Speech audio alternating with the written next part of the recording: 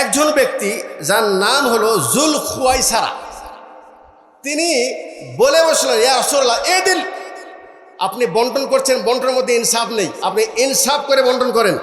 আল্লাহু আকবার। ফাকাল ইয়া রাসূলুল্লাহ, বলছেন ইয়া রাসূল, আপনি ওয়াই হাকা ওয়া ইয়াদিল লাম আদিল। রাসূল সাল্লাল্লাহু আলাইহি ওয়াসাল্লাম খুব কষ্ট পেলেন কথাটা শুনে। তখন বলেন, আরে তুমি আমাকে ইনসাফ করতে বলছো? আল্লাহ তো আমাকে ইনসাফ করার জন্য দুনিয়ায় পাঠিয়েছে। আল্লাহ আমাকে ন্যায় পরায়ণতা প্রতিষ্ঠা করার জন্য দুনিয়ায় পাঠিয়েছে। আমি কি সেই ভুল করছি যে তুমি আমাকে ইনসাফ করতে বলছো? বলছে, আমি যদি ইনসাফ না করি তাহলে কে করবে?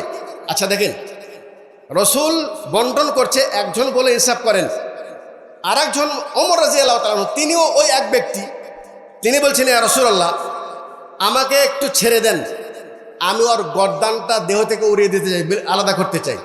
আচ্ছা, দুইজনই বসে আছে, একজন তো বাস্তব যেটা সেটাই বলছে যে ইনসাফ করেন, ও তো অন্যায় কিছু বলে নেই। ওমর কেন ডেকে উঠলেন? এই জন্য যে এখানে একটা আকীদার ব্যাপার, এটার নাম হলো ফিতনা। এটার নাম কি? ফিতনা। ওমর মুসলিম, ওমর কি মুসলিম। ওমর বিশ্বাস করে মুহাম্মাদুর রাসূলুল্লাহ সাল্লাল্লাহু আলাইহি ওয়াসাল্লাম, আল্লাহ পাক তিনাকে রসুল হিসেবে বানিয়েছেন, তিনি কোনো অন্যায় কাজ করতে পারেন না। অতএব তিনি যেটা করছেন সেটা ইসলাম। হয়তোবা আমার বুঝে ভুল হচ্ছে, অথবা এর মধ্যে কোনো হিকমত আছে। কথা বুঝতে পেরেছি? এই জিনিসটা বোঝে নাই কে? ও তো মুনাফিক, ওর ভিতর তো রসুল আদর্শ নাই, রসুলের ভালোবাসা নাই। তাহলে আমি এই সংজ্ঞার আলোকে দুটা উদাহরণ দিয়ে বুঝাতে পারলাম যে আসলে ফিতনাটা কত জটিল।